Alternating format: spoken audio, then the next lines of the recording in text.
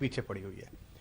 इस प्रक्रिया से उन्होंने एक समय में पूरे देश का मूर्ख बनाया, फिर हम साथियों का मूर्ख बनाया, फिर एक प्रदेश के लोगों पर डोरा डाला।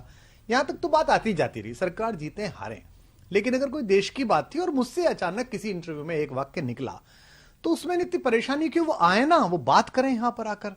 तो उन्होंने एक बार भी ये नहीं कहा। मैं तो ये पूछना चाहता हूं भाई, आपको तो किसी ने टेररिस्ट नहीं कहा, पर हां आप मुझे ये बताइए, देश को बताइए कि क्या पिछले चुनाव में आपके घर पर टेररिस्ट एसोसिएशन से सिंपैथी रखने वाले लोग, बात कराने वाले लोग आते थे या नहीं थे?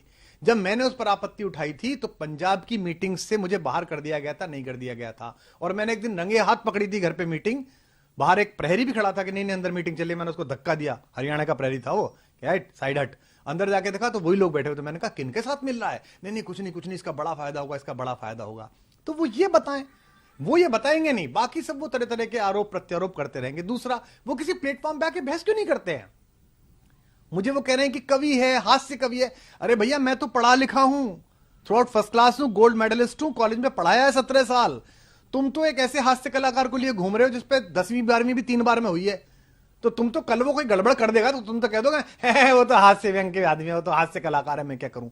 देश का मुद्दा है। और कहते हैं जी राहुल गांधी और मोदी जी एक सुर में बोल रहे हैं। राहुल गांधी और मोदी जी एक दूसरे के खिलाफ चुनाव में भीषण वार प्रहार करते हैं, ठीक है जी, खूब एक दूसरे के राजनीतिक दुश्मन है, लेकिन कम से कम उन दो लोगों में, उन दो पार्टियों में यह तमीज तो है कि राष्ट्रीय अखंडता के मामले में एक हो जाएं। राहुल गांधी अपने पिता, अपनी दादी को इसी राष्ट्रीय अखंडता के मुद्दों पर खो चुके हैं, इसी पंजाब में बलि चढ़ चुकी है। प्रधानमंत्री कश्मीर से लेकर कन्याकुमारी तक भारत का संविधान इकसार कर चुके हैं। तो वो चुनाव में ही तो लड़ रहे हैं, वो कहां बनना चाह रहे हैं? भारत में मुख्यमंत्री, भारत में प्रधानमंत्री। तुम्हारा तो प्लान, तुम्हारे मुंह से निकलती कैसे हैं बातें, बोलते कैसे हो? और आखिरी बात मैं कहना चाहता हूं आपके माध्यम से, मैं उसे चुनौती देता हूं। मैं यहां बैठ के कह रहा हूं, आम आदमी पार्टी का फाउंडर, संस्थापक, इस देश को तोड़ने वाली किसी भी चीज के खिलाफ मैं खून की आखिरी बूंद तक लड़ूंगा।